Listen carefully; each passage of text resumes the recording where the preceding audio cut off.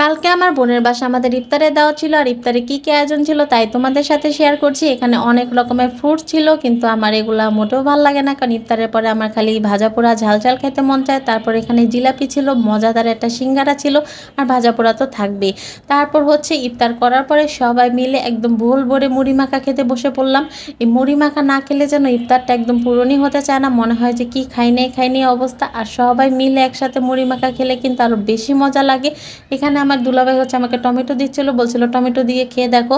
খেয়ে দেখলাম কিন্তু মজা না, এমনিই বেশি মজা লাগছে। তারপর হচ্ছে আমার আপু এখানে আবার হালিম রান্না করছিল। কিন্তু হালিমটা একটু পরে খাইছি, কারণ একসাথে এত কিছু খাওয়া সম্ভব না। সাথে আবার ছিল হচ্ছে তন্দুর রুটি দিয়ে কিন্তু হালিম খাইতে অনেক বেশি মজা লাগে। আমি একদম হালিম ভরায় ভরায় তন্দুর রুটি দিয়ে খাচ্ছিলাম। আমার কাছে কিন্তু এটা খাইতে অনেক মজা লাগছে। আর বাসায় রান্না করা হালিমের স্বাদই কিন্তু অন্যরকম হয়। আর সবচেয়ে যেটা বেশি ভালো লাগে সেটা হচ্ছে বাসায় রান্না করলে হালিমে অনেক বেশি গোস্ত পাওয়া যায়। আর আমি তো গোস্ত লাভার মানুষ, গোস্ত পাইতে কিন্তু আরও বেশি ভালো লাগে। আর হালিমটা কিন্তু অনেক মজা হয়েছিল। আর গোস্তগুলো একদম আমি একটা কুচকুচে গোস্ত পাইছিলাম, সেটা আরও বেশি ভালো লাগছে। তারপরে এখানে আপু রান্না করছিল হচ্ছে চিকেন বিরিয়ানি, কিন্তু চিকেন বিরিয়ানিটা আমি আর তখন খাইতে পারি নাই। তারপর হচ্ছে এটা দিয়ে আমি আমার রাতের সেহরির খাবারটা করে নিলাম। চিকেন বিরিয়ানিটা কিন্তু অনেক মজা হয়েছিল। আর সাথে হচ্ছে আপুর হাতের স্পেশাল সালাদ ছিল। এই সালাদটা কিন্তু আমাদের সবার অনেক পছন্দ, কারণ এই সালাদটা অনেক মজা হয়।